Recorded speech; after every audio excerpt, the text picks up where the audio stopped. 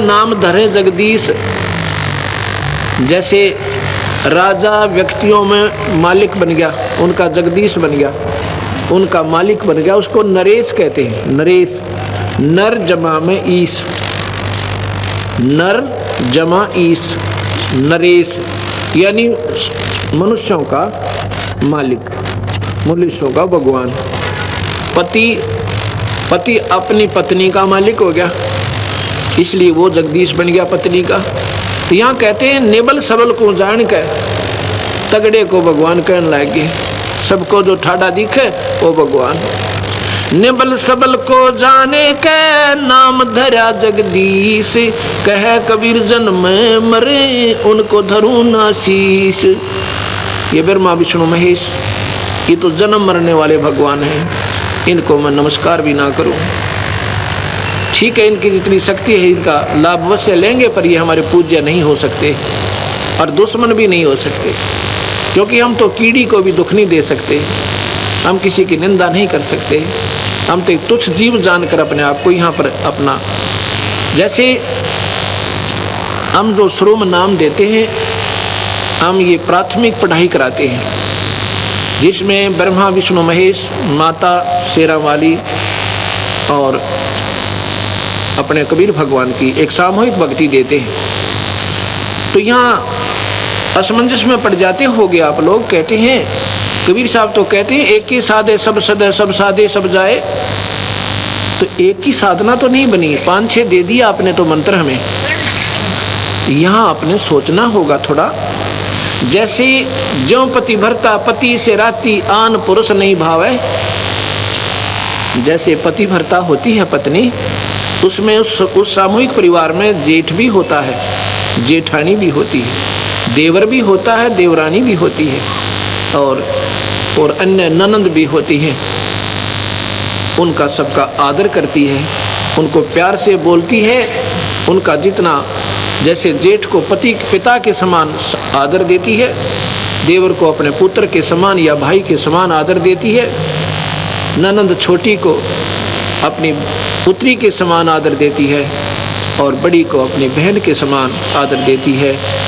लेकिन जो आदर पति को देती है, जो उसका समर्पण पति में है, उनमें नहीं हो सकता, ना देवर में हो सकता, ना जेठ में हो सकता। लेकिन उनके दुश्मन भी नहीं बनना है, फिर वो पति भरता भी नहीं होती जो एक दूसरे से राग द्वेष लड़ाई झगड़ा रखे।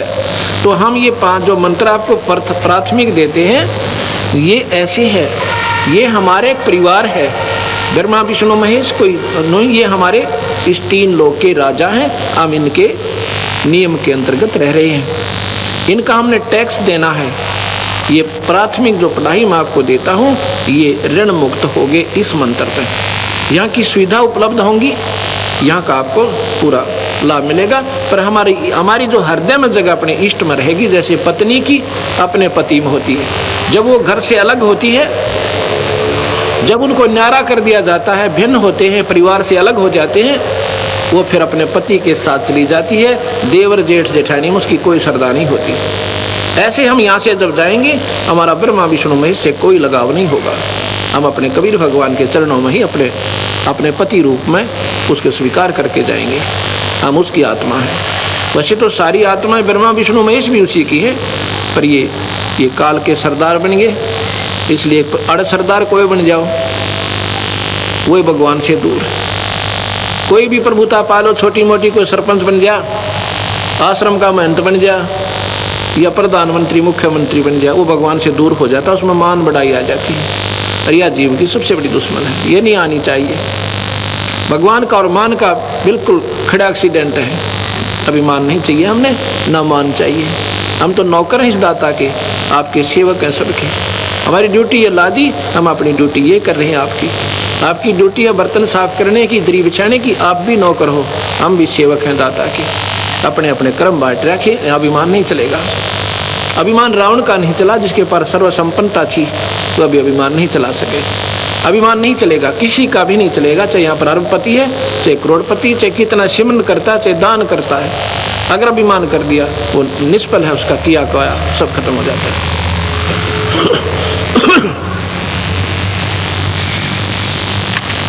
आगे बताते हैं आपकी बात बड़ी करते हैं सतगुरु, क्योंकि नादान लोग नहीं मानते कि कबीर साहब ने पुल बनवाया था।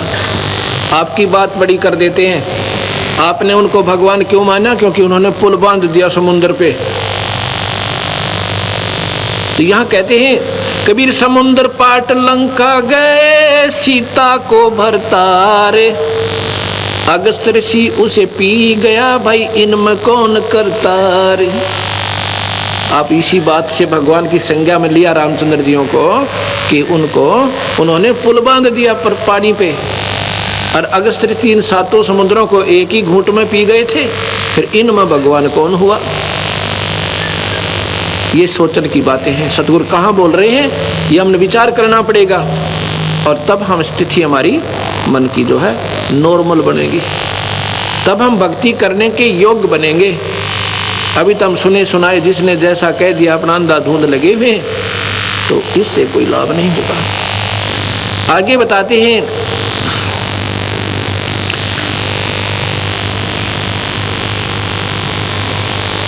गिरवर धारो कृष्ण जी, द्रोणागिरी हनुमंत। गोवर्धन तो उठाया भगवान कृष्ण ने, इसलिए उनको भगवान माना कि उन्होंने पहाड़ उठा लिया। और कहते हैं द्रोणागिरी हनुमंत, हनुमान जी ने द्रोणागिरी पहाड़ उठाया। और कहते हैं शेष नाग सारी सृष्टि उठा रहा, इनमें कौन भगवंत? अगर आप ये पहाड़ के ठाल लेने मात्र से उनको भगवान की संज्ञा में लेते हो, भगवान कृष्ण को, तो हनुमान जी ने पहाड़ उठाया द्रोणागिरी, उन्होंने गोवर्धन उठाया था। और तुम्हारे शास्त्र कहते हैं, नादान शास्त्र वो अल्पज्ञ लोग हैं जो कहते हैं कि शेष नाग के ऊपर सारी पृथ्वी धरी है, सारा ब्रह्मांड रखा है। गरीबदास जी महाराज जो कबीर साहब के ज्यों के त्यों मार्गदर्शक रहे हैं, कहते हैं कूर्म ऊपर शेष है, शेष शीश पर धौल, धौल धरतरी ले रहा या पड़ी ज्ञान की रोल। क्या बताते हैं ये अनजान लोग शास्त्रों वाले? कहते हैं नीचे एक कछुआ है, कछुआ कूर्म, उसके ऊपर कहते हैं एक शेष नाग पर है, और शेष के सिर पे एक बैल खड़ा है। बैल के कहते हैं 1.5 सींग है। जब ये पृथ्वी में भूकंप आता था ना, कहते हैं वो अपने सींग को चेंज करता है बैल, और तब ये कंपन आती है, भूकंप आता है। उसका 1.5 सींग है, एक छोटा एक बड़ा बैल का, उस पे रखता है तो कहते हैं भूकंप आता है। और ये सारी ऐसे पृथ्वी रोक रखी है, बंदी छोड़। कहते हैं ये तुम्हारी भूल भुलैया है, अल्प ज्ञान है आपका, ये सही बात नहीं है। कहते हैं गरीबदास जी कूर्म किसके आश्रय, वो कौन शरण है शेष, ये बटक बीज विस्तार है, कोई समझे ज्ञान नरेश। फिर वो कूर्म किस चीज पे है भाई? कूर्म से शुरू कर दिया तुमने कि कूर्म के ऊपर शेषनाग, शेषनाग के ऊपर एक बैल, बैल पर या सॉरी ब्रह्मांड रखा। वो कूर्म किस चीज पर टिका हुआ है भाई? वो भी तो बता दो। अर्थात ये कोई ज्ञान ज्ञान नहीं तुम्हें, ये क्या है? सतगुरु आगे जवाब देते हैं ये बटक बीज विस्तार है, कोई समझे ज्ञान नरेश, यानी पूर्ण ज्ञानी ही इसका आपको मार्गदर्शन कर सकता है, आपको बता सकता है वो क्या है। ये गलत भी नहीं है शास्त्र, पर समझन की कमी रही। धर्मदासियों ने पूछा ही सतगुरु क्या यह वेद और कतेब गलत है, झूठ है? अक नहीं, वेद कतेब झूठे ना भाई, और नहीं समझे झूठे हैं भाई। जिनको समझे नहीं वो झूठे, उनको सही ज्ञान नहीं था। ये क्या है? जैसे सेक्रेटरीट बना रखा है, अब तो हर राजधानी में बन गया, हर मतलब स्टेट में, उसमें 4-4, 5-5, 6-6, 7-7 मंजिल ऊपर नीचे ऑफिसेज की बना देते हैं, ऑफिसरों की। ऐसे उस मंजिल में कोई गांव का व्यक्ति जाता है, उसने कोई कार्य है, उसको कहते हैं ये सेक्रेटरी से दस्तक करवा के लाओ, नीचे जाओ। सेक्रेटरी कहता है ये दस्तक मेरे नीचे जाओ, उससे कराओ, मेरे पीए से। और पीए कहता है नीचे तहसीलदार से करा के लाओ। तो वो ऐसे वो नीचे तहसीलदार है, ऊपर सेक्रेटरी का पीए बैठा है, फिर ऊपर सेक्रेटरी है, फिर सीएम बैठा है। गांव वाले पूछते हैं भाई कैसे हैं वहाँ पर अधिकारी लोग, वो बताता है, कहते हैं तहसीलदार के सिर पे पीए बैठा है, पीए के सिर पे जो है मंत्री उसका सीएम बैठा है, तो सेक्रेटरी बैठा है, सेक्रेटरी के ऊपर कहते हैं सिर पे सीएम बैठा है। अब वो समझाने वाला अनजान था, वो तो अपने हिसाब से सही बता रहा था, पर समझनिए चूक कर गए। उन्होंने बता दिया कि एक दूसरे के सिर पे बैठे हैं। वो सिर पे नहीं, बीच में और पार्टी सन थी जिसका सपोर्ट न्यारा था। ऐसे ही ये लोग जैसे बीच में, या गुरुत्वाकर्षण कहो, इसको प्रानंदनी शक्ति कहा सतगुरु ने, इसकी शक्ति के आधार से ये न्यारे न्यारे पार्टीशंस हैं और अपने अपने स्थान पर ये टिके हुए हैं, ये ईश्वरीय शक्ति से रुके हुए हैं। यहाँ कहते हैं इनको कोई जानकारी समझे, बटक बीज विस्तार है, कोई समझो ज्ञान नरेश। एक वट वृक्ष होता है, वहाँ जड़ से चलती है, लंबा टाला पहुँच जाता है, मानो 100 फुट लंबा, 50 फुट लंबा, वो वहाँ टहनियाँ भी नीचे को आ जाती हैं। वो कहिए कहाँ पे रुका हुआ है, ये रोकने वाली एक मूल और है पेड़ जो जिसको सबको रोके हुए है।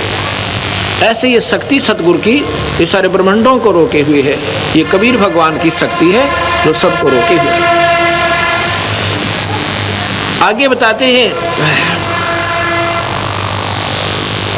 बंधन काटे विपत में, कठिन कियो संग्राम, चिन्हो रे नर प्राणिया, ये गरुड़ बड़ो अकराम। अब आगे सुनो आपके भगवान की। कहते हैं एक बार एक संत ऋषि ने एक ने साधना कर रखी थी नाग देवता की। उसने कहते हैं नाग फांस एक उसको शस्त्र दे दिया था। उसने वो नाग फांस शस्त्र छोड़ दिया, जिससे भगवान राम को भी ऐसे बांध दिया जैसे रस्से से बांध देते, नीचे न हाथ, और उन सर्पों ने जाकर के उनको ऐसे जकड़ दिया, सारी सेना को बांध दिया, और भगवान एक जड़ की तरह खड़े हुए हैं रामचंद्र जी। तो फिर कहते हैं गरुड़ जी से पुकार करी, भगवान नाम न छुटवाइए, हमारी रक्षा करो गुरुदेव। जब गरुड़ ने जाकर वो नाग जो है ना खाए, वो बंधन काटे, जब राम मुक्त हुए, अब बंदी छोड़, कहते हैं चीनो रे नर प्राणिया, यो गरुड़ बड़ा राम, ये भगवान राम बड़ा हुआ कि ये गरुड़ जी बड़े हो गए उससे। ये भगवान है पर ये पूर्ण नहीं है, ये 3 लोक के ईश्वर हैं। और ये जो कथाएं हैं भाई, ये काल के अधीन है। ये काल भगवान है यहाँ का, सारी सृष्टि का 21 ब्रह्मांड का उसके पास रिमोट कंट्रोल है, और वही सबको नचा रहा है, वही कर्म करवाता है, वही जीव को फिर इसमें कर्मों में ही बांधकर और नचाता है। अब आप देखिएगा, एक समय की बात है, भगवान रामचंद्र जियों की पत्नी को रावण ने उठा लिया था, और भगवान को मालूम नहीं कि उसकी पत्नी ने कौन उठा ले गया। ये मत समझना भक्तजनों कि मैं भगवान राम का या कृष्ण का एक द्रोही हूँ या उनकी निंदा करता हूँ। ये सच्चाई के आधार पर आपको तुलनात्मक बताना पड़ रहा है, इसलिए मैंने जिक्र करना पड़ रहा है, क्योंकि ये श्रेष्ठ ज्ञान भी हमारे समाज में नहीं आया। 3 लोग का भी अगर सही मार्गदर्शन हो जाए तो कबीर साहब की भक्ति 2 मिनट में सारे संसार का समझ में आ जाए। इसलिए हमने ये 0 से शुरू करनी पड़ रही है। इसलिए थोड़ा सा नए व्यक्तियों को ऐसा लगेगा कि ये महाराज जी शायद भगवानों के निंदक हैं, बिल्कुल नहीं। ज्यों की तो जो कह दी जा वह निंदा नहीं होती, उनके बारे में झूठ कपट मिलाना वो निंदा कहलाती है। भगवान राम को मालूम नहीं है कि सीता को कौन उठा ले गया, तो हम ये मन में प्रश्न आता था, किसी से पूछते थे जब हम कबीर पंथी नहीं थे। मैं तो सन 1988 में ये नाम लिया, और सन 1993 के लास्ट में, यानी लगभग 9वें महीने में, सितंबर में, गुरुदेव ने ऐसे तुरंत बुलाकर, 110-12 साल की आयु थी मेरे गुरुदेव की उस समय, और मैं तो अपना नौकरी करता था। बुला करके मुझे कहा कि आज के बाद तू नाम देगा। मेरे सिर पे हाथ धर दिया, मेरे पसीना आ गया सारे शरीर में कि मैं 2 कौड़ी का जीव और इतने पवित्र परमात्मा की मैं कैसे महिमा गा पाऊंगा।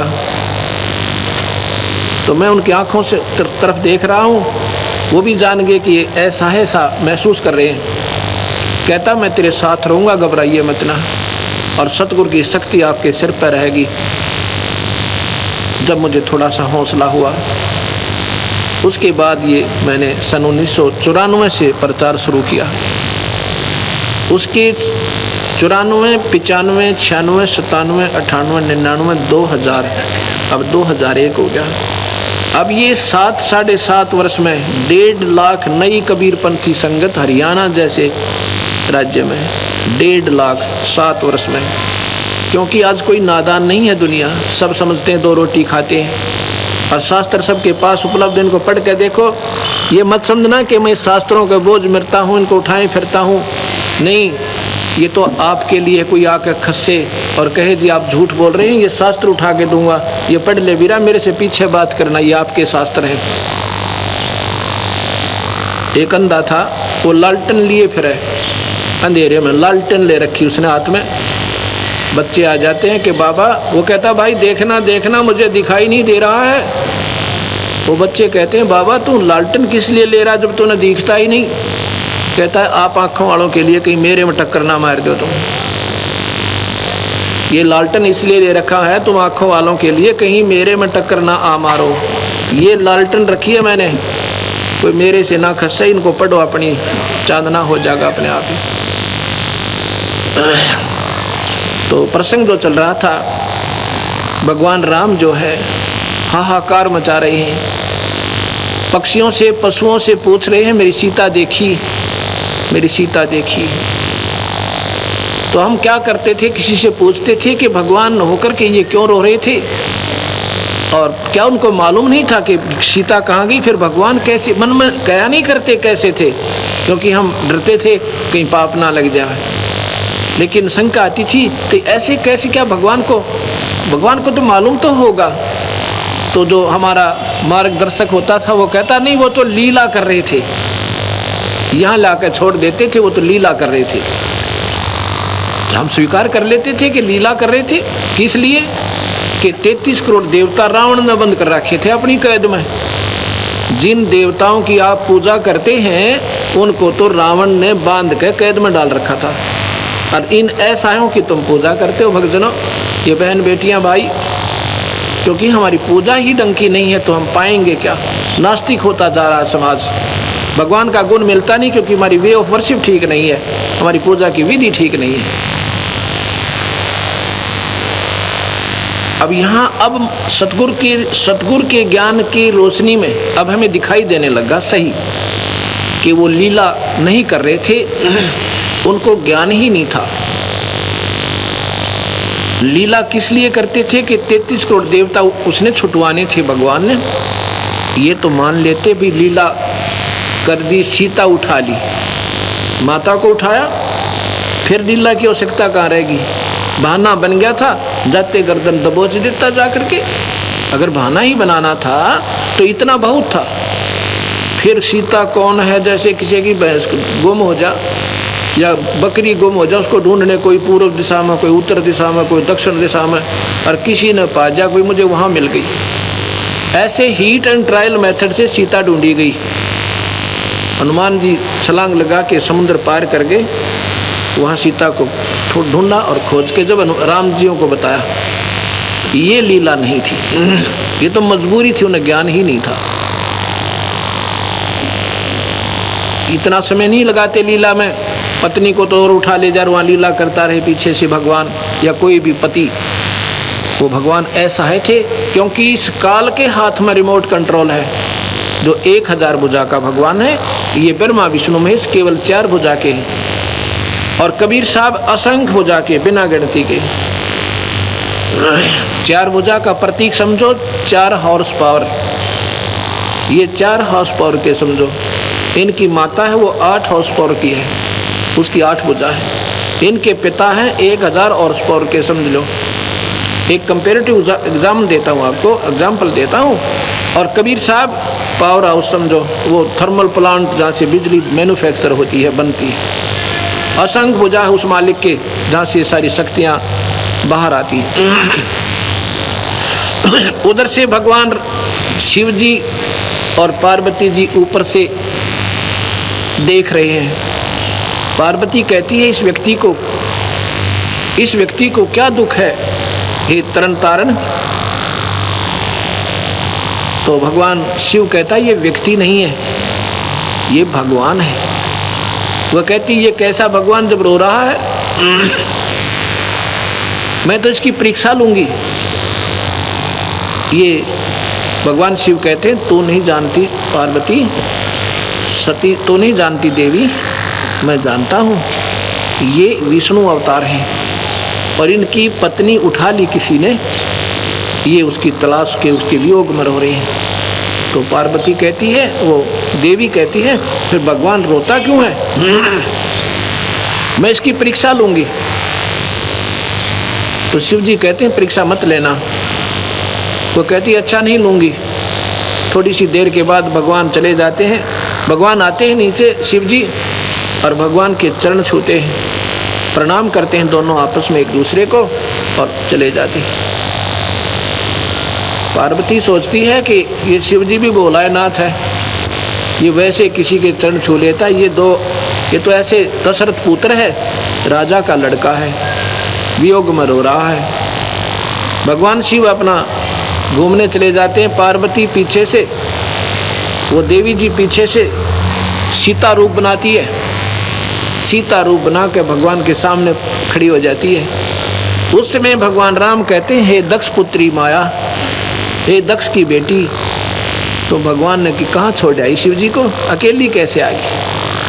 तब वो कहती हो, आप तो ठीक ही आपको प्रणाम कर रहे थे भगवान शिव जी, आप तो वाकई भगवान हो।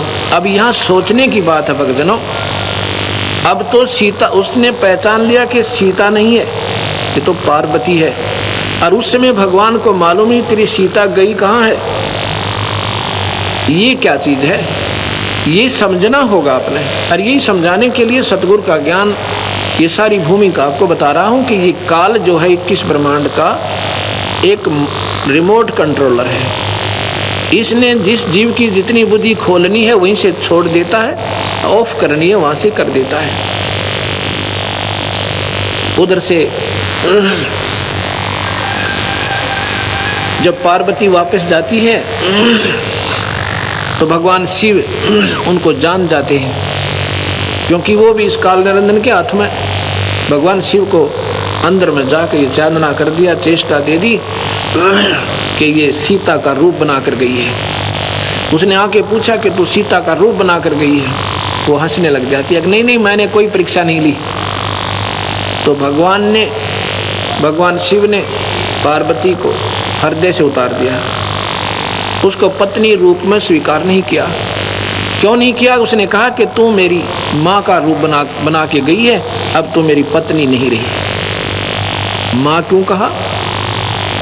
ये 3 भाई हैं, बड़ा ब्रह्मा है, दूसरा विष्णु है, तीसरे नंबर का शिव है।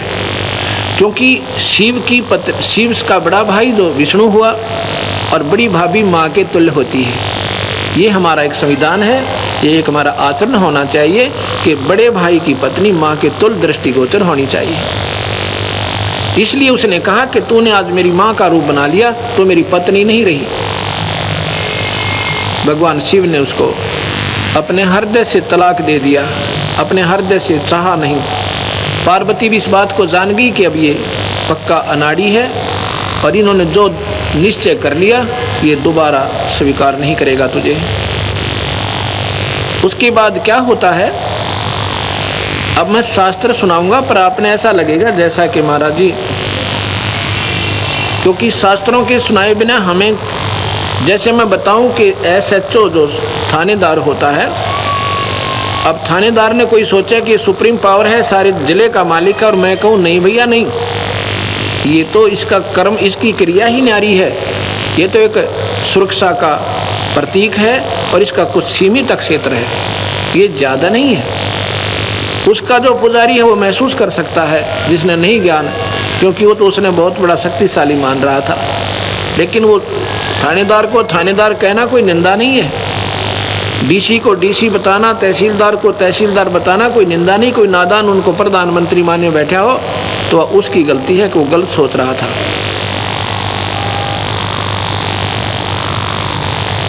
उसके बाद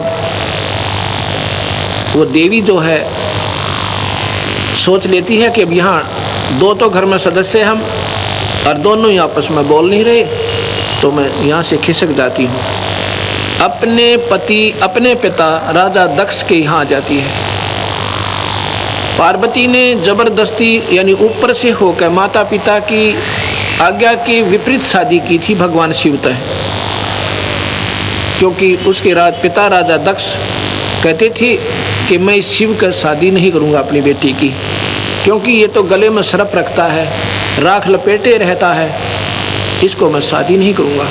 लेकिन पार्वती ने अपने हृदय से स्वीकार कर लिया था। नारद जी ने उनसे बता दिया था कि ये परमात्मा है, बेटी तेरा संयोगिनी से है, माई तेरा संयोगिनी से है। तो उसने शिव को चिट्ठी लिख दी थी नारद के हाथ के आप आ जाओ, मैं आपको वर वरूंगी। तो भगवान शिव चले गए थे, राजा दक्ष की नहीं बसाई थी, तो पार्वती ने उसको लड़की उस देवी ने उनका माला डाल दी थी, यानी भगवान शिव ले आए थे पत्नी रूप में। उसके बाद राजा दक्ष ने उनको कभी नहीं बुलाया था किसी भी अनुष्ठान में, या कोई घर के घरेलू कोई ब्याह शादी में नहीं बुलाते थे, दोनों को रुष्ट हो गए थे। अब वो जो देवी है वो पार्वती समझो, वो वहाँ पहुँच जाती है राजा दक्ष के घर पर। उसमें वहाँ पर एक यज्ञ हवन चल रहा था, यज्ञ हो रहा था, राजा दक्ष ने की थी। तो उस राजा दक्ष को ये मालूम था मैंने भगवान शिव को नहीं बुलाना, वो रुष्ट होगा मेरे तय, और रुष्ट होगा तो यज्ञ में बाधक बनेगा, मेरी यज्ञ को खंड करेगा। इसके लिए भगवान विष्णु से और ब्रह्मा से विशेष प्रार्थना की थी कि मेरी यज्ञ आपके हाथ में संपूर्ण करानी, आप मेरी रक्षा कीजिए। दोनों के दोनों विराजमान थे उस यज्ञ में राजा दक्ष की सुरक्षा के लिए। उधर से जब वो देवी जाती है, वहाँ पर क्या कर रखा था कि जो रिश्तेदार बहनों के बटेऊ, लड़कियों के बटेऊ यानी पति, वो जो आए हुए थे या कोई गणमान्य महापुरुष आए थे या कोई सिद्ध पुरुष ऋषि थे, और जो नहीं आए थे जिनको आमंत्रित किया हुआ था, उनके आसन लगा रखे थे न्यारे न्यारे, और जो रिश्तेदार नहीं आया था उसका हिस्सा सबके सम्मान न्यारा न्यारा उसके खाली स्थान पर, उसके आसन पर रखा जा रहा था। पूजा भी और उसके कपड़े भी, जो कुछ भी उसमें वो पुरोहित आदेश देता था। लेकिन भगवान शिव का उसने देखा, देवी ने घूम कर चारों तरफ, भगवान शिव का ना कहीं आसन था और ना ही उनका हिस्सा निकाला हुआ था। इस बात से बहुत अक्षुब्ध हो जाती है देवी, बहुत नाराज हो जाती है, अपनी माँ के पास जाती है, क्योंकि बेटी का माँ के ऊपर ही जोर चला कर है। माँ के पास जाके कहती, माँ ये तुमने क्या कर रखा है, आपने अपने दामाद का ना कहीं हिस्सा रखा है ना उनका आसन दिया है, ये तुमने गलत किया है। अब माँ कहती है, बेटी मैंने तेरे पिता से प्रार्थना की थी पर वो नहीं माना, वो कहता है इस लड़की ने मेरे साथ मजाक किया है, मेरी बेइज्जती करवाई है, मन मर्जी से शादी की है, अब मैं उनको ना बुलाऊं ना उनका हिस्सा रखूं। बेटी ना तो तू मानी मेरी बात, ना तेरा पिता मानता, अपने पिता से पूछो जाकर। राजा दक्ष के पास जाती है, पिताजी आपने अपने दामाद को आमंत्रित नहीं किया। तो राजा दक्ष कहता, तुझे किसने किया, तू क्यों आई यहाँ पे? ऐसा क्योंकि इससे हमें थोड़ी शिक्षा चाहिए कि हमने कभी भी किसी से अभद्र व्यवहार नहीं करना चाहिए। आगी थी बच्ची, कोई बात नहीं, प्यार देते, कोई बात ना बेटा, अपना कारण बताते, प्यार से कहते। लेकिन कहा कि तू किसने बुलाई थी यहाँ पर, बिना बुलाए नहीं आना चाहिए किसी के यहाँ पर। पार्वती ने सोचा कि इस जीने से मर जाना अच्छा है। वो देवी जो है हवन कुंड बड़े बड़े बनवा रखे, उसमें नो पूरा घी डालें और लपट जामे ऊंची ऊंची अग्नि की, उस हवन कुंड में गिर जाती है, आत्महत्या कर लेती है। आत्महत्या कर लेती है, उसके बाद उनको सती की पदवी दे दी गई कि वो सती होगी। उनको सती जी कहा जाने लगा। उधर से भगवान शिव ने इस बात का ज्ञान हुआ कि ऐसे ऐसे पार्वती का अनादर हुआ सती जी का, और उन्होंने आत्महत्या कर ली। कहते हैं भगवान शिव ने अपने बालों से एक बाल पाड़ा जटा से और जमीन पर पटक दिया। ये शिव पुराण रखा मेरे पास, तो ये ना समझना कि महाराज जी भगवान की वैसे अपने घर पे कथा गाते होंगे। ये शिव पुराण मेरे पास रखा, इसमें न्यू का न्यू लिख रखा है। उसने एक बाल पाड़ा, जमीन पर पटका, उसमें से कहते हैं एक कालभद्र की उत्पत्ति हुई, वीरभद्र की। डील डोल बहुत ऊंचा लंबा चौड़ा, और कहता आदेश तो भगवान क्या करना है। भगवान शिव ने आदेश दे दिया कि राजा दक्ष की गर्दन उतार दे जाके, सारे ले जा, भूत प्रेत ये सब सेना तेरे साथ हैं, ये गण सबको ले जा। अब सबको लेकर वीरभद्र चल पड़ता है। राजा दक्ष के सभा में इस बात का ज्ञान हो जाता है कि वीरभद्र आ रहा पूरी सेना लेकर और तबाह मचा देगा। सब राजा लोग खिसक जाते हैं, चले जाते हैं। भगवान ब्रह्मा भी और विष्णु भी वहां से चलने की तैयारी करते हैं। उस समय राजा दक्ष कहता है, ब्रह्मा और विष्णु तो प्रार्थना करते हैं कि भगवान मैंने आपकी आड़ लेकर, आपकी ओट लेके, आपका सहारा लेकर मैंने यज्ञ शुरू किया था, आप तो मत जाओ, आप तो मेरी रक्षा करो। ब्रह्मा कहता नहीं भैया नहीं, वीरभद्र के सामने कौन अपना सिर कटवावे, हम नहीं रुकते। ब्रह्मा तो चले गए। कहते भगवान विष्णु रुक जाते हैं काफी आग्रह करने से। तो वहां क्या होता है, वीरभद्र आ जाता है, विष्णु जी की और वीरभद्र का आमना सामना हो जाता है। वीरभद्र ने भगवान के तीर मारा, और कहते हैं भगवान जो है विष्णु जी शतबद्ध हो गए, मूर्तिवत हो गए, हिले टहले नहीं जा रहे। फिर वेद मंत्र बोलने वालों ने वेद मंत्र बोलकर भगवान की सतबता दूर करी। फिर भगवान विष्णु भाग गए। न्यो का न्यो लिख रखा है इस जीव पुराण में। अब यहाँ से इस भगवानों की समर्थता, इनकी सर्वशक्तिमान होने का प्रमाण शास्त्रों से ही बता रहा हूँ आपको। ये कितने सर्वशक्तिमान हैं और कितने ये समर्थ हैं। ये तीन लोक के ईश्वर हैं, ये चार भुजा के भगवान हैं। इनमें जितनी शक्ति है आम जीव से ज़्यादा है, क्योंकि ये परमात्मा है। आपको परमात्मा की भी सब परिभाषा बतानी पड़ेगी।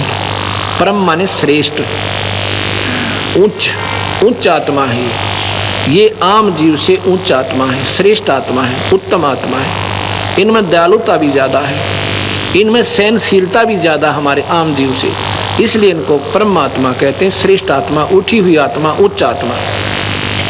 और इसलिए इनको इन तीन विभागों के मालिक बनाया जाता है। जैसे IAS ऑफिसर होते हैं, उन्हीं को उस पदों पर रखा जाता है, अन्य को नहीं रखा जाता।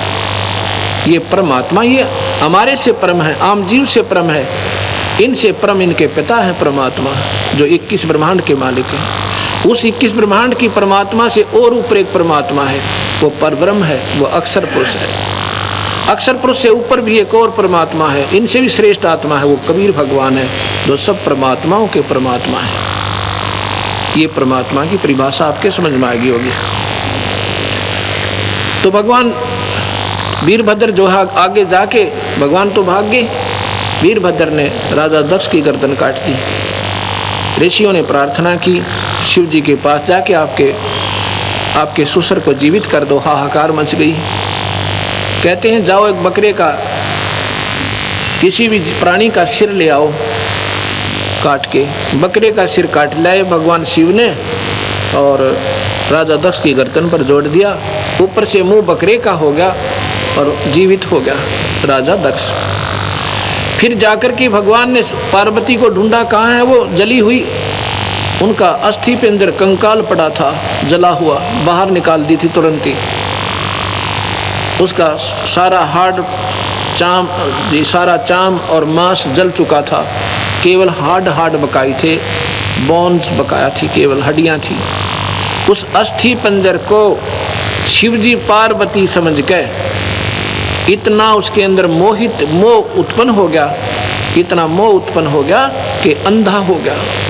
उस कंकालों को उठाकर भगवान 10,000 वर्ष तक शिवजी ऐसे हाहाकार करता हुआ, रोता हुआ, पार्वती पार्वती बिलखता हुआ घूम रहा है और उसको अपने छाती से दूर नहीं कर रहा। अब यहाँ सतगुरु महाराज कहते हैं इस काल भगवान ने ये 5 विकार जीव का लगा रखे हैं, काम, क्रोध, मोह, लोभ और अहंकार। कामदेव है विषय वासना, जो संतान उत्पत्ति होती है जिससे, उसको काम कहते हैं, सेक्स जिसे कहते हैं। इसमें 10,000 हाथियों जितनी ताकत है, 10,000 एलिफेंट पावर। और फिर उसके बाद क्रोध, इसमें 15,000 हाथियों जितनी ताकत है। और फिर काम, क्रोध, लोभ, इसमें 20,000 हाथियों जितनी शक्ति है। और मोह के अंदर 30,000 हाथियों की शक्ति है। इतना हमारे अंदर ये 5 कैप्सूल दे रखे हैं हमारे अंदर काल ने, ये 5 इंजेक्शन लगा रखे हैं जो समय समय पर जीव को नचाते रहते हैं। ये जीव के बस का नहीं है, ये तो सतगुरु कबीर भगवान जो इनसे ऊपर की शक्ति है उसकी साधना से विकार नॉर्मल होते हैं, उस सत्यनाम के सिमरन से ये नॉर्मलाइज होते हैं। नहीं तो आम जीव को झूठी सुख की साधना करके चाहे मैं इनको खत्म कर लूँ, कभी नहीं होगा। ये प्रमाण मैं इसलिए दे रहा हूँ, इसमें कई आपको प्रश्न आपके सुलझेंगे। तो जी फिर देखा भगवान ने, विष्णु जी ने, कि भगवान शिव तो कति अंधे हो गए, इनको कंकाल नजर नहीं आ रहे, इनको पार्वती नजर आ रही है, इनका मोह भंग किया जाए। भगवान ने सुदर्शन चक्र छोड़ा और उसके अस्थि पंजर खंडा दिए। आंख पड़ी हुआ नैना देवी, दड़ पड़ा हुआ वैष्णो देवी, ये मंदिर बना दिए बाद में। उन मंदिरों में वो शक्ति नहीं है। यही तो हमारी भूल है कि हम भगवान ने जिन चीज़ों को मना किया और उनको हम बढ़ावा देते जा रहे हैं। भगवान ने मूर्ति पूजा बंद की और मंदिर नहीं बनवाए। हमें मंदिर की आवश्यकता नहीं, ये हमारा मंदिर है जो शरीर के अंदर बना हुआ है। एक भक्तजन कहने लगा कि आप मूर्ति को प्रणाम करते हो और कहते हो मूर्ति की पूजा मत करो, आप स्वयं मूर्ति पूजक हो। अब उस नादान ने कौन समझावा, क्योंकि वो बेचारा, उन्हें ज्ञान ही इतना मिला हुआ है पूजा क्या चीज़ है और प्रणाम क्या चीज़ है। Pranam is the part of the puja, ये पूजा नहीं है। ओनली रिगार्ड अपने इष्ट को। अब हम अपने इस मन पापी अहंकार रूपी राक्षस को मारने के लिए कि हमारे सामने स्वरूप सतगुरु का है, नमन कर दिया, ओनली रिगार्ड दिया, पूजा नहीं की। पूजा की बहुत लंबी चौड़ी व्याख्या है। पूजा के अंदर सब चीज़ें आ जाती हैं, दान भी, धर्म भी, हवन भी, सिमरन भी है, ये सब मिलाकर पूजा कहलाती है। एक प्रणाम कर देना पूजा नहीं, ये रिगार्ड ओनली, ये एक आदर है सतगुरु का, ये पूजा नहीं है। और उसको हम, चाहे वो पत्थर की है चाहे कागज की, हमारे लिए उस ईश्वर का स्वरूप दिखाई देता है। इसलिए हमारा हृदय गदगद भर जाता है। सतगुरु ने केवल इस बात पर आश्रित कर देना, हो जाना कि ये भगवान शिव की मूर्ति है, ये भगवान है, इस पर पूजा करो, इस पर पानी चढ़ाओ, पतासे चढ़ाओ, फूल चढ़ा दो और ये मूर्ति भोग लगावेगी। नहीं, उस मूर्ति का बनाना, उस भगवान के गुणों को याद दिलाना। जैसे हम कोई गंदी पिक्चर देखते हैं, तस्वीर, हमारे अंदर गलत प्रेरणा आती है। हम किसी ऋषि की देखते हैं तस्वीर, आत्मा भगवान की तरफ आकर्षित होती है। ये मीडिया है, ये सेंटिमेंटल है। परमात्मा की स्वरूप, परमात्मा के स्वरूप देखते उसके गुणों का याद आता है, लेकिन उस मूर्ति में वो गुण नहीं है। इसलिए इसको अपूज्य भी बताया है। अपूज्य क्यों करे कि केवल मूर्ति पर जल चढ़ाना, उसी की आरती उतारना, उसी पर सब कुछ सीमित हो जाना, ये पूजा नहीं है। ये इसलिए मना किया है कि ऐसा नहीं है। तो इस प्रकार ये पूजा नहीं है, ये केवल अपने इष्ट का हम आदर करते हैं। तो जैसे मैंने कल परसों बताया था कि सेब एक मिट्टी का बना के धर दिया, पत्थर का, और बहुत बढ़िया उस पर रंग पेंट कर दिया एज इट इज, बिल्कुल, और वो सेब नजर आता है। उसको देखकर सेब के गुण याद आए कि वो बहुत मीठा होता है। उसको खा कर देखा, उसमें मीठा नहीं है। उसने तो याद दिलाया कि ये चीज़ बहुत अच्छी है, ये कहाँ मिले, कैसे मिले, उसकी ट्राई करे, फिर कोशिश करे वो कैसे मिले। भगवान की मूर्ति देख कर हमने उस ईश्वर को याद आता, फिर हम सिमरन पर लग जाते हैं। भगवान ने कहा कभी साहब ने कि सांस सांस में नाम जपो, व्यर्था सांस मत खो, ना जाने इस सांस का बिरा आवन हो कि ना हो। ये मूर्ति दिखते ही हमारे हृदय में सिमरन शुरू हो जाता है सतगुरु को। ये मूर्ति इतना लाभ देती है, इसलिए बनाई थी। लेकिन अब इन मूर्तियों पर ही सब आधारित हो जाना, मंदिर में गए, पानी चढ़ाया और फिर अपने सारे विकार किए, नहीं। तो अब मैं जो बताना चाहता था कि अब यहाँ तुलनात्मक थोड़ा सा बताना पड़ता है। बाकी मेरी आवश्यकता नहीं थी ये रामायण, ये महाभारत और पुराण शिव सुनाने की। मैं कबीर साहब की महिमा इतनी है, 1 महीना में पूरी ना हो, मैं आपको सुनाता रहूँ, फिर भी रह जाए मेरे भगवान की। ये सातवां बताना इसलिए आवश्यक होगा क्योंकि जब तक कंपेरेटिव नहीं चलेंगे हमने, अब 2 दुकान होंगी बराबर में, तभी तो नकली और असली का हमें ज्ञान होगा। अब यहाँ एक तुलना दी है। एक संत ने कहा, कबीर पंथी संत थे, वो कहने लगे देखो यहाँ पर सामने प्रमाण हो जाता है। मैंने ये कथा सुनाई तो बाद में उसने अपनी टिप्पणी दी।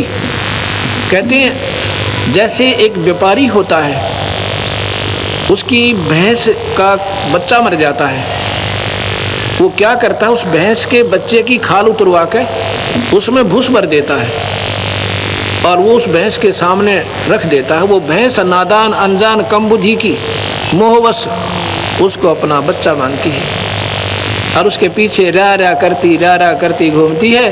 तो उसके आगे रख दो, चुप हो जाती है, उसके पीछे पीछे भाग लेती है।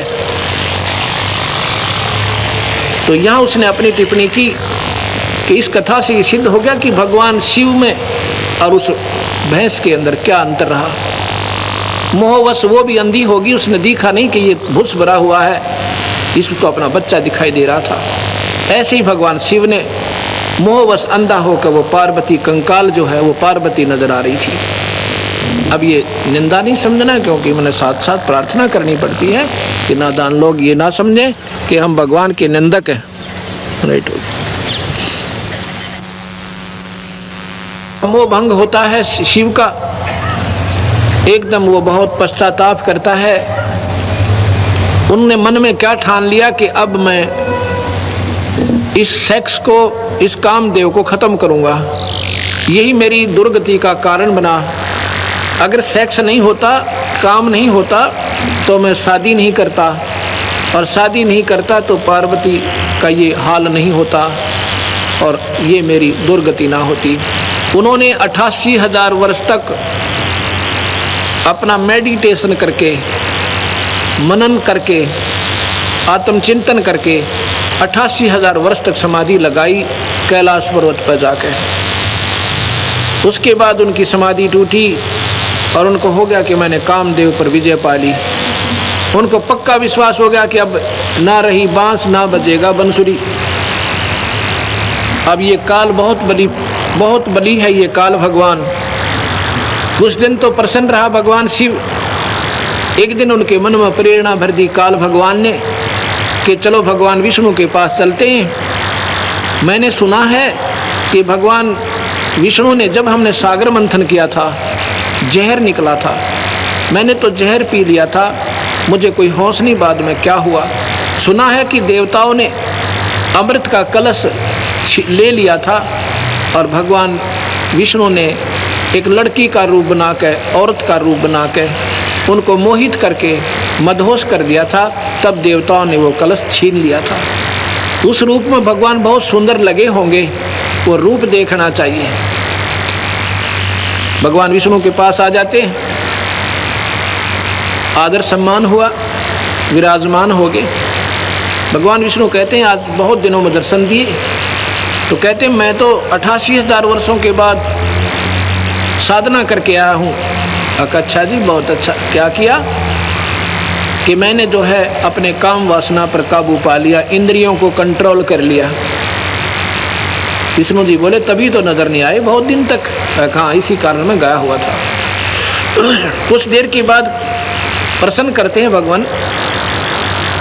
कहाँ, विष्णु जी कहते बोलो, मेरा एक जिज्ञासा है, मेरी एक प्रार्थना है। क्या? कि आपने जब देवताओं से वो कलश छीना था अमृत का, सुना है आपने एक मोहिनी रूप बनाया था सुंदर लड़की का। कहाँ बनाया था? न्यों बना, वो मान नहीं रहे थे, वो लड़ने को तैयार हो गए थे। हम कमजोर थे, वो ज़्यादा शक्तिशाली थे। तो आपने क्या किया था? आपने मोहिनी रूप बनाया था। हाँ जी, ये भगवान वो मोहिनी रूप मुझे एक बार फिर दिखा दो, एक बार फिर बना के दिखाओ। मुझे तो याद नहीं, क्योंकि मैं तो नशा हो गया था मेरे को जहर का, और मैं नहीं देख सका ये सारी लीला। विष्णु कहने लगा, भोलेनाथ ये बार बार थोड़ा ही बनाया जाता, कोई समय था जो बनना पड़ गया, अब थोड़ा ही बनूंगा मैं। अक नहीं, मुझे एक बार वो रूप दिखाओ। अरे नहीं तो मैं ये बैठा तेरे बार ने आ गया, आपके द्वार से मैं हिलता नहीं। विष्णु जी ने सोचा ये तो समाधि भी 88,000 वर्ष लगा लेगा, और द्वार पर तो हटा नहीं, इसलिए इसको भाई यहाँ से चलता करो, इसकी शर्त पूरी करता हूँ। कहता अच्छा जी। इधर उधर की बातें करी। कहते यूँ तो मुझे शर्म आती है, मैं अंदर जाता हूँ फिर बन के आऊँगा, अब जाओ तो। वो तो अंदर चले जाते हैं, बाहर बैठे हुए थे। इतने में भगवान दूसरी तरफ जंगल में एक सुंदर लड़की के रूप में दिखाई देते हैं, और भगवान भी शिव ने देखा इधर उधर कोई देख तो नहीं रहा है, उठ के उस लड़की के पीछे भाग लिए। ऐसा शिव पुराण में लिखा हुआ है। उस लड़की के पीछे भाग लिए जो बहुत अश्लील वस्त्र पहने हुई थी, अर्धनगर शरीर था। वो लड़की आगे आगे, भगवान शिव पीछे पीछे। काफी दूर भाग के उसका हाथ पकड़ लिया। उससे पहले भगवान की बुरी हालत हो चुकी थी शिव की, ऐसा शिव पुराण में लिखा, मैं यहाँ वर्णन भी नहीं कर सकता आपके सामने। और जब हाथ पकड़ा तो भगवान विष्णु अपने स्वरूप में आ जाते हैं। उनका स्वरूप देखकर शिव जी कहते हैं तेरी लीला तू ही जाने है। विष्णु बोला तू कह रहा था मैंने 88,000 वर्ष हो गए और साधना कर ली, इंद्री जीत ली, क्यों पागल हो रहा बावड़े, इसमें कुछ ना दे रहा। ये काल बलि जो है इन सबको नचा रहा है। गरीबदास जी कहते हैं, कबीर साहब समझो गरीबदास इनकी एक ही, क्योंकि जो सतगुरु के शिष्य हैं वो उन्हीं की बोली बोला करते हैं। गरीबदास जी ने लिखा है कि सरंग भरंग कुरंग मतंग भरंग और सरंगा इंद्री पांच ठगो तिस अंगा। इसका क्या तात्पर्य है? शब्द सप्रस रूप रस गंध, ये 4 विषय हैं हमारे, जो इस काल बलि ने इस जीव के ऊपर ठोप रखे हैं, इनको ये नचा रहे हैं। फिर कहते हैं तुम रे संग पांचों प्रकाशा, योग युगत की झूठी आशा। एक विषय के वश होकर शब्द, ये कान का विषय है, मीठे मीठे शब्द या गाने सुनना ये भी विषय है। जब इन विषयों से भी आपकी आत्मा दूर हो जाएगी और भगवान के चिंतन में, उसके सिमरन में, उनके गुणों में बैठकर रोना शुरू करोगे, तब आपकी आत्मा भगवान की तरफ अग्रसर हुई है। नहीं तो ये मीठी मीठी आवाज़ें सब सुन सुनकर राजी हो जाते हैं।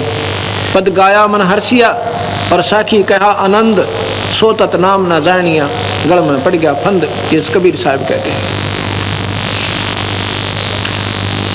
कुरंग, कुरंग कहते हैं हिरण को। हिरण में कान का विषय होता है। वो कान के एक शब्द करता है शिकारी, उस शब्द की ऐसी एक सारंगी से तान बनाता है और वो उसके वश होकर प्राण त्याग देता है, उसके चरणों में जाकर के टिक जाता है, मत्था टेक देता है, अपनी जान खो देता है, वो विवश है।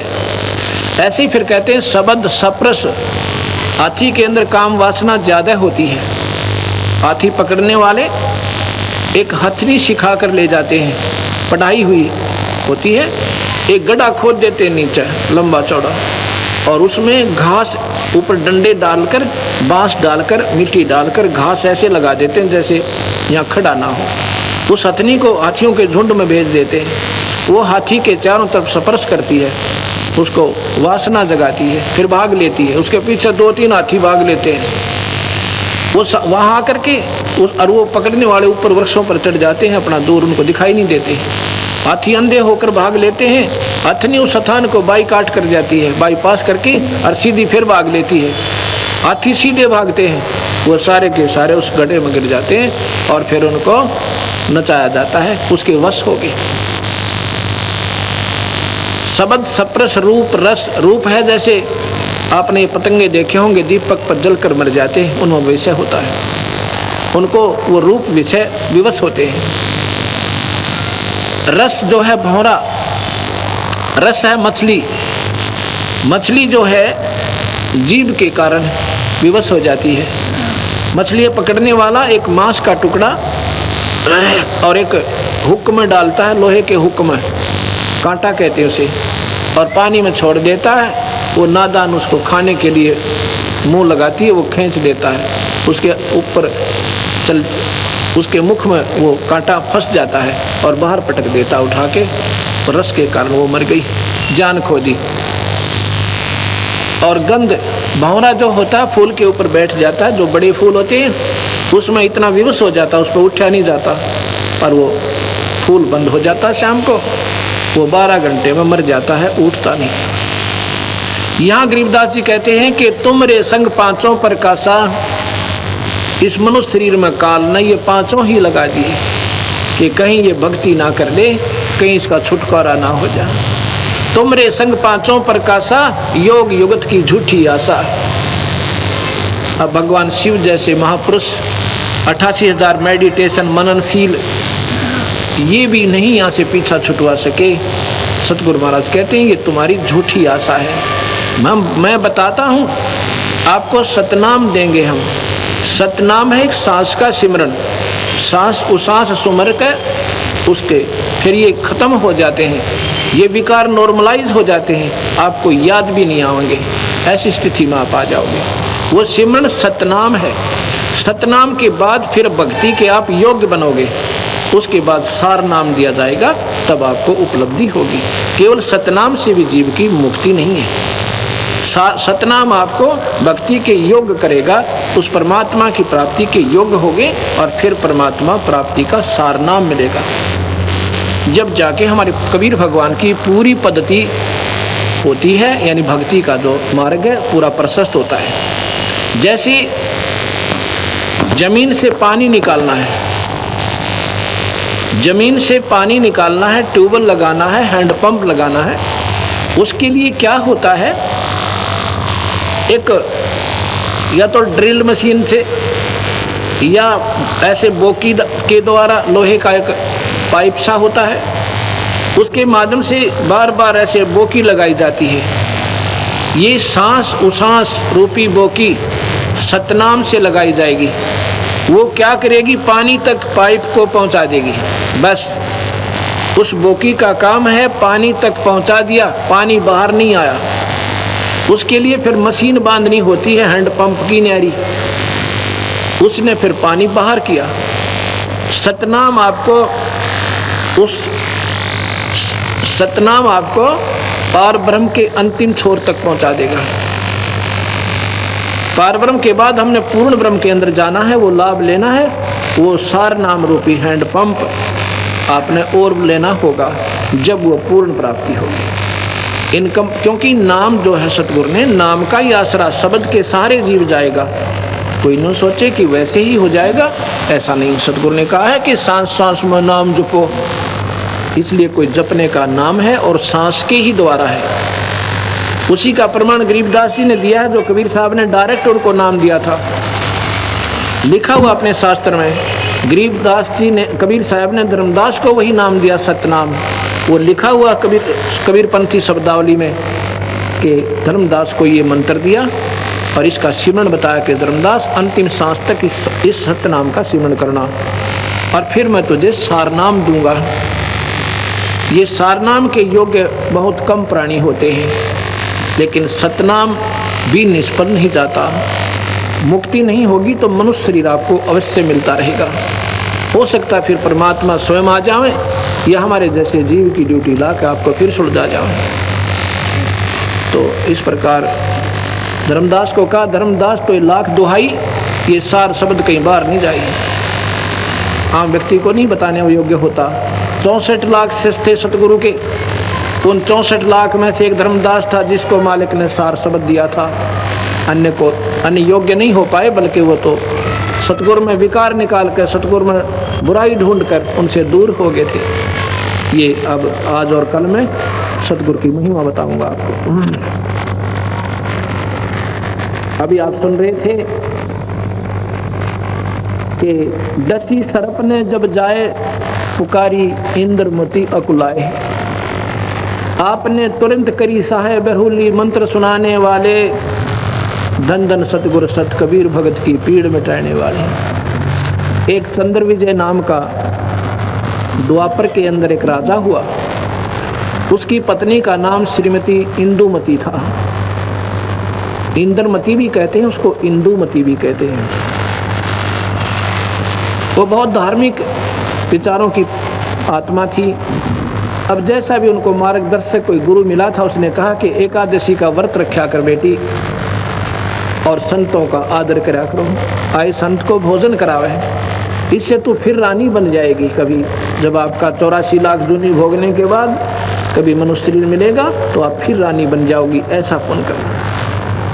क्योंकि यहाँ का संविधान है कि जीव करे का किए हुए का कर्म ही भोगेगा, उसमें फेर बदल नहीं होता। उसके आधार पे ये आज पुण्य करते हैं तो कभी जब मनुष्य शरीर होगा इनको दे देगा काल भगवान। बीच में 84 लाख भी जाना होगा, स्वर्ग भी जाएगा और नरक भी जाएगा। ये पूरा प्रोसीजर बना रहेगा, इसमें चेंजमेंट नहीं होती। और सतगुरु महाराज इसमें पूरा चेंजमेंट कर देते हैं। कबीर साहब की आत्मा का धर्मराज लेखा नहीं लेगा, तो उसके कागजों से बाहर होती है, वो सतगुरु के पास जाती है, उनको फिर पुनर्जन्म मिल जाता है। अगर उनकी भक्ति पूरी ना होती है, वो ना तपस्या पर जाते, ना नरक में जाते, ना स्वर्ग में जाते। उनको फिर मालिक अपनी शक्ति से, उनको अपने कोटे से, उनकी करने के आधार पे और जन्म देता रहेगा, मनुष्य शरीर मिलते रहेंगे। कितने मिलेंगे ये उनकी कमाई के ऊपर होगा। अगर उस मनुष्य शरीर के दौरान फिर कोई संत मिल जाता है सतगुरु का, उनको फिर आगे नाम देकर उनकी कमाई फिर करवा जाएगा, या तो पार हो जाएंगे और नहीं उनकी फिर मनुष्य शरीर जोगा जुगाड़ फिर जुड़ जाएगा।